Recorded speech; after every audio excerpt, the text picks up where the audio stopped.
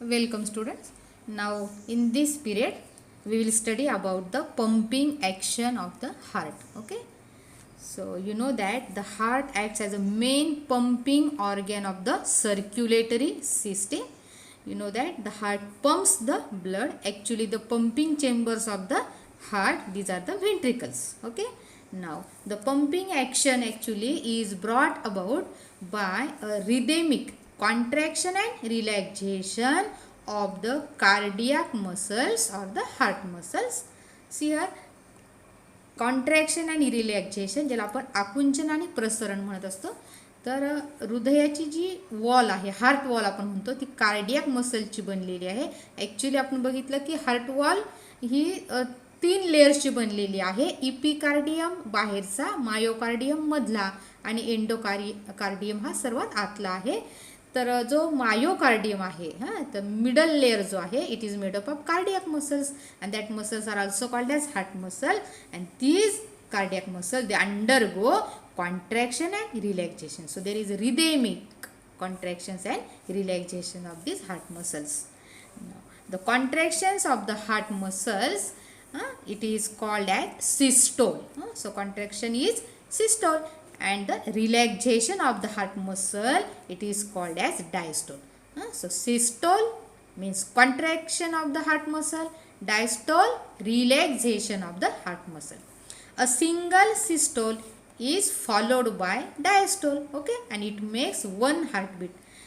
हृदयाचं एक स्पंदन आपण त्या ठिकाणी म्हणू शकतो ना. हार्टबीट म्हणजे एक स्पंदन आहे. तर एक सिस्टोलच्या नंतर इट इज फॉलोड बाय म्हणजे त्याच्यानंतर काय घडते, डायस्टोल. एका सिस्टोल नंतर एक डायस्टोल होतो आणि ह्या दोघांचा मिळून एक हार्टबीट त्या ठिकाणी तयार होत असतो. So one systole plus 1 diastole is equal to 1 heartbeat. एक हृदयाचं स्पंदन म्हणजेच एक सिस्टोल म्हणजेच हृदयाचं आकुंचन आणि प्रसरण. एक आकुंचन आणि एक प्रसरण म्हणजे हृदयाचं एक स्पंदन आहे, त्याला म्हणतात heartbeat. So heartbeats 70 to 72 times per minute. म्हणजे हार्ट किती वेळेस बीट होतं एका मिनिटामध्ये, 70 ते 72 वेळेस त्याचं स्पंदन होतं एका मिनिटाला. हा त्याचा रेट आहे and this rate is called as heart rate. Okay, so heart rate is equal to 72 heartbeat per minute. Actually 72 heartbeats per minute. Okay, so the heartbeat, actually during each heartbeat we can say the ventricles pump the blood about 70 ml. म्हणजे प्रत्येक हार्टबीट्सच्या वेळेस किती blood pump केलं जातं व्हेंट्रिकल्समधून, तर 70 ml. म्हणजे बघा, एका हार्टबीटला 70 ml एवढं ब्लड जे आहे ते पंप केलं जातं and this volume is called as stroke volume. त्याला काय म्हणायचं, stroke volume. So stroke volume is 70 ml.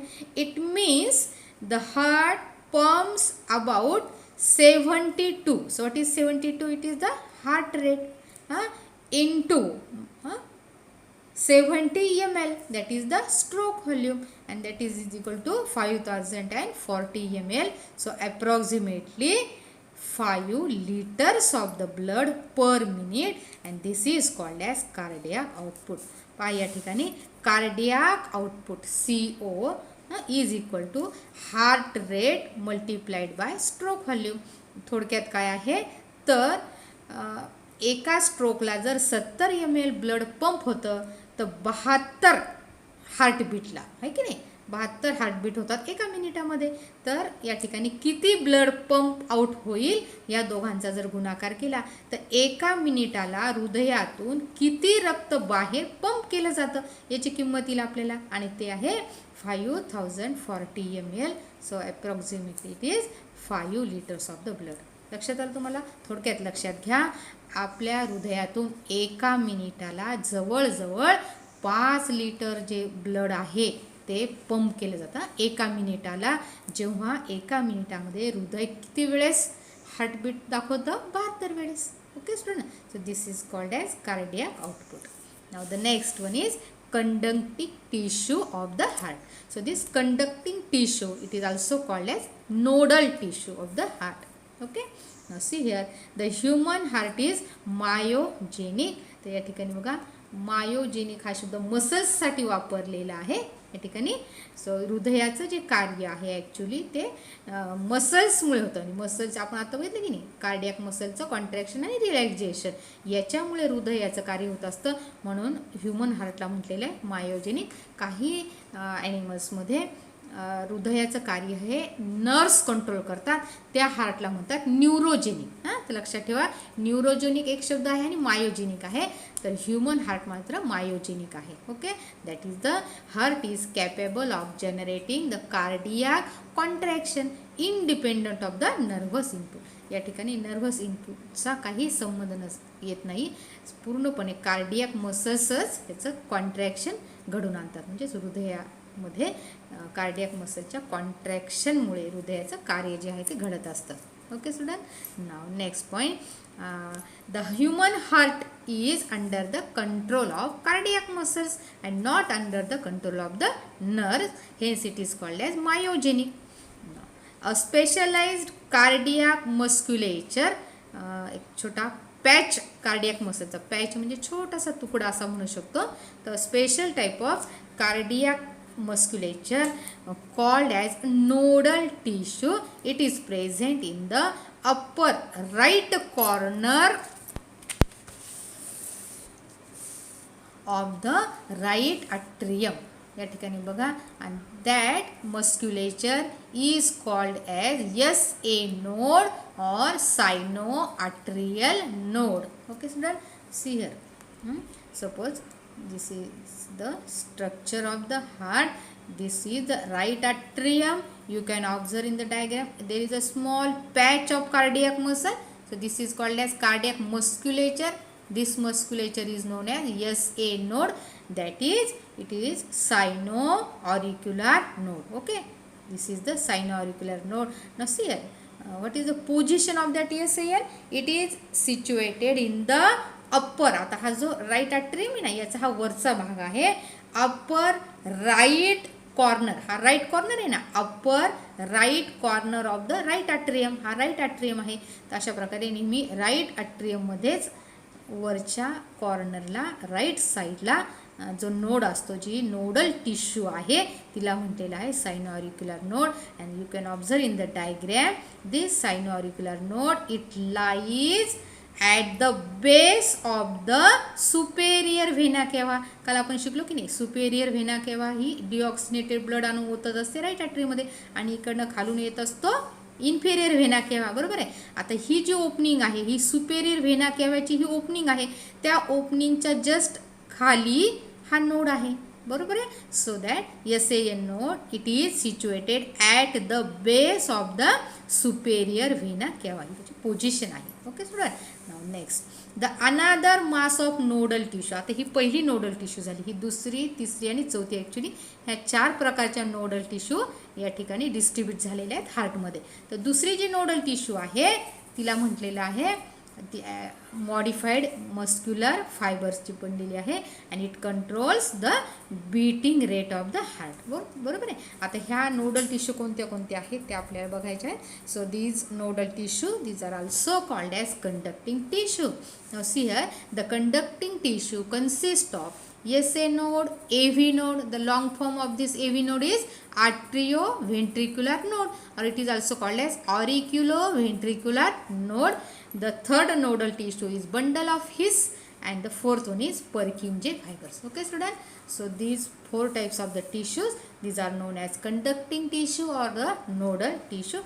You can observe here, so these are the 4 tissues, nodal tissue or we can say conducting tissue. We will see one by one. So first of all we will see about the conducting system. Now see a student, all these conducting tissues they form the conducting system of the heart. Okay, so SA node or sinoauricular node, it is present in the right atrium. Just now I have shown you the position of that SA node. Now the second point, it acts as a pacemaker of the heart हा शब्द महत्त्वाचा का पेस म्हणजे छोटासा असा कालावधी किंवा duration आहे. तर 2 हार्टबीटच्या मधला जो ड्युरेशन आहे की नाही तो मेंटेन करण्याचं राखण्याचं काम हा एस ए नोड करतो, म्हणून त्याला पेसमेकर म्हटलेलं आहे. So this S A node actually it maintains the pace between 2 heartbeats किंवा सक्सेसिव्ह हार्टबीट, म्हणून त्याला म्हटलेले पेसमेकर. ओके. अँड आणखीन त्यांनी दिलेलं आहे. So this pacemaker has power of generating a new wave of contraction. New wave of contraction, आकुंचनाची लाट जी आहे हार्टबीटच्या वेळेस येणारी ती सर्वात प्रथम कुठे येत असते, एस ए नोडमध्ये. म्हणून त्याला म्हटलेलं आहे की it has a power of generating the new wave of contraction and making the pace of contraction. तर तो जो कालावधी आहे तो त्या ठिकाणी मेंटेन करण्याचं काम हा एस ए नोड करत असतो. Okay student. Next one, the S A node passes the contraction to the left ventricle. आता एस ए नोड मध्ये निर्माण झालेली जी वेव ऑफ कॉन्ट्रॅक्शन आहे ना ती कुठे पाठवली जाते नंतर, लेफ्ट व्हेंट्रिकलला, राईटकडून लेफ्ट व्हेंट्रिकलला. And also to the AV node, that is atrio ventricular node. Dear student, first wave of contraction actually it is generated here. Now from this SA node the wave of contraction, okay, now this contraction it passes to the left atrium as well as to the second nodal tissue that is called as auriculoventricular node. थोडक्यात काय, left atrium आणि एव्हीएन यांना जे contraction मिळतं ते कोणापासून मिळतं, S A नोडपासून मिळतं. ठीक आहे. Now this atrioventricular node, that is AV node, it is present in the right atrial wall near the base of interarterial septum. आता नीट बघा, AV नोड कुठे आहे, राईट अट्रियमच्या वॉलमध्ये आहे. बरोबर आहे. कुठे आहे, near the base of inter atrial septum. आता काल आपण बघितलं ना, 2 आट्री आहेत ना, लेफ्ट आणि राईट, त्यांच्यामध्ये जे पार्टिशन आहे त्या पार्टिशनला काय म्हणतो आपण, इंटर आट्रियल सेप्टम. त्या पार्टिशनच्या जवळ एव्ही नोड आहे. पहा या डायग्रॅममध्ये, हा पार्टिशन आहे की नाही, हा पार्टिशन कोणता आहे, 2 ऑरिकलच्या मधला किंवा 2 आट्रियमच्या मध्ये हा पार्टिशन आहे, त्याला आपण म्हणतो इंटर आट्रियल सेप्टम. बरोबर आहे. आता याच्या जवळ हा जो ग्रीन कलरने दाखवलेला आहे है ना, हा आहे एव्ही नोड आहे. हा एव्ही नोड आहे, अट्रिओ व्हेंट्रिक्युलर नोड आहे. And no doubt it is situated in the right atrial wall. आता ही राईट अट्री आहे ना, याच्याच वॉलमध्ये तो आहे, पण कोणाच्या जवळ आहे सांगितला, तर या सेप्टमच्या जवळ आहे. समजले ह्या 2 नोडल टिश्यू, तर पहिली नोडल टिश्यू एस एन, दुसरी nodal tissue AVN. Now the important point about the AV node, this AV node, see student, acts as a pace setter of the heart. आता इथे हे 2 मुद्दे फक्त लक्षात ठेवा. SA node is pacemaker, लक्षात आलं, आणि AV node is called as pace setter. त्याची तो सेटिंग करतो, पेसची सेटिंग करणारा, 2 कॉन्ट्रॅक्शनच्या मध्ये पेस सेट करणारा, म्हणून त्याला म्हटलेले pace setter of the heart. तेवढे 2 शब्द लक्षात ठेवा. तिसरी नोडल टिश्यू आहे bundle of His or Tawara. So what is bundle of His? Here actually the third nodal tissue here, this is the band of the cardiac muscle, the nodal tissue shown in the diagram. Okay. So आता हा green portion संपला की नाही एव्ही नोडचा, त्याच्या खाली हा जो छोटा बंडल दाखवलेला आहे याला म्हणायचं bundle of His. So you can observe here this bundle of His later on it divides into 2 branches. इथं असं इन्व्हर्टेड वाय शेप तयार झालं की नाही, हा इन्व्हर्टेड वाय शेप तयार झाला ना, तर हा बंडल ऑफ हिस आहे. याच्या ह्या 2 ब्रँचेस तयार झाल्या. इकडे आलेली ही राईट ब्रँच आहे आणि इकडे आलेली ही लेफ्ट ब्रँच आहे. लक्षात आलं, हे 2 ब्रँचेस आहेत. आणि now this 2 branches again divide and divide, okay, on the wall of the ventricles, and they form the network. So this network of branches of the bundle of His, they form the Purkinje fibers. तर हे जे छोटे छोटे छोटे branches आहेत की नाही, हे या ब्रँचेसला म्हणायचं Purkinje fibres. These branches are nothing but these are the small branches of bundle of his. Okay, so now see here. So these bundle, third nodal tissue, that is bundle of his, it starts from AV node. बरोबर, AV नोडच्या पुढे तिची सुरुवात झालेली आहे. And it pass through interventricular septum. दोन व्हेंट्रिकलच्या मध्ये जो पार्टिशन वॉल आहे, सेप्टम आहे, त्याच्यामधून हा धावतो bundle of his. Now this bundle of his forms 2 branches. त्याच्या पुन्हा 2 ब्रँचेस तयार होतात, राईट अँड लेफ्ट. त्याला म्हणायचं right and left bundles, 1 for each ventricle. तर जो राईट बंडल आहे राईट व्हेंट्रिकल्समध्ये जातो, लेफ्ट बंडल हा लेफ्ट व्हेंट्रिकलमध्ये जातो. Now these branches they form the network in the ventricular walls. व्हेंट्रिकलची जे वॉल आहे तिथं पूर्णपणे त्याची जाळी तयार होते. Okay, and these are called as Purkinje fibres. So this is the fourth nodal tissue or conducting tissue. The last point, the bundle of His and these Purkinje fibers, that is that network, spread the impulses. म्हणजे जी आकुंचनाची लाट जी सुरुवातीला SA नोडमध्ये तयार झाली की नाही, तर ती पुढे पुढे सरकत जाते आणि ते जे इम्पल्सेस आहेत त्याला याला तुम्ही चेतना म्हणू शकता. ते कॉन्ट्रॅक्शनची जी चेतना आहे की नाही ती स्प्रेड होते, पूर्णपणे पसरली जाते. कुठे? In the ventricles. लक्षात आलं. So as a result both the ventricles contract simultaneously. Simultaneously म्हणजे एकाच वेळेस ते कॉन्ट्रॅक्ट होतात. आलं लक्षात student. So in this way these 4 types of the nodal tissue they help in the contraction and relaxation of the heart. This they make the system called as conducting system.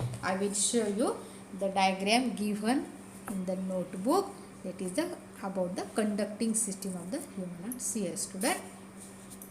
Now you know this is the right atrium, this is the left atrium, this is the right ventricle, and this is the left ventricle. Okay, now see here you can observe in the right atrium. Okay, first nodal tissue sinoatrial or SA node. So this rounded reddish colored structure, it is the cardiac musculature known as SA node.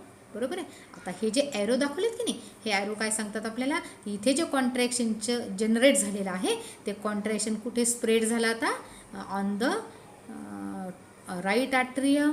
It also passes to the left atrium. Left atriumवर पण जातं. आणि these contractions they are also received by second nodal tissue, that is AV node. आता या way of कॉन्ट्रॅक्शनचा काय परिणाम होतो, तर हे दोन्ही आट्रिया आकुंचित होतात. तुमच्या लक्षात आले ना, तर वेव ऑफ कॉन्ट्रॅक्शन जेव्हा स्प्रेड होते ना दोन्ही आट्रियम, दोन्ही आट्रिया काय होतील, कॉन्ट्रॅक्ट होतील.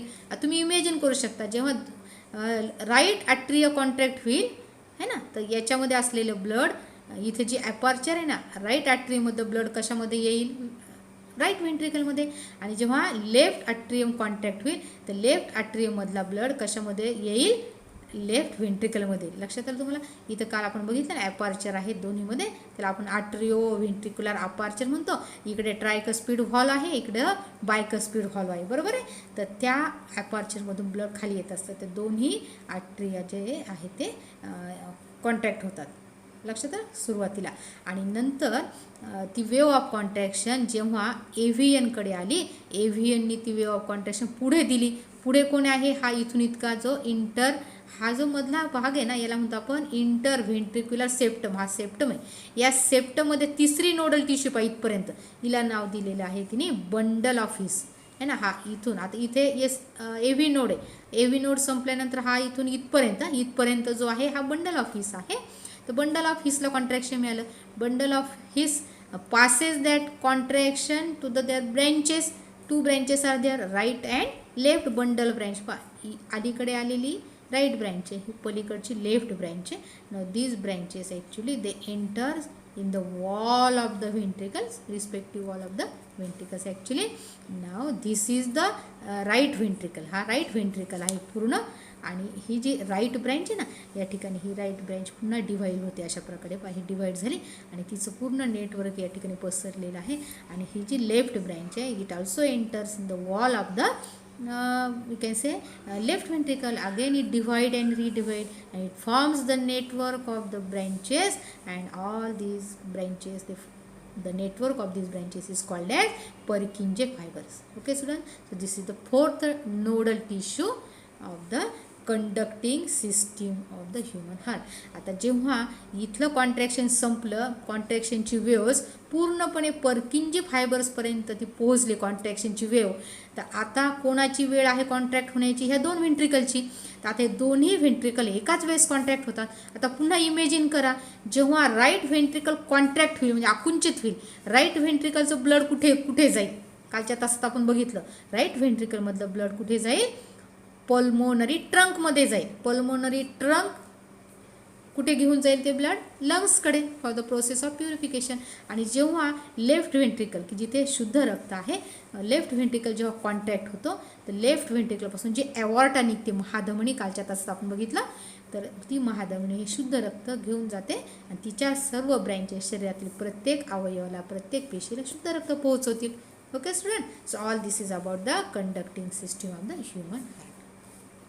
Okay, now in the next period we will see about the working mechanism of the human heart or the cardiac cycle. Okay student, till then goodbye.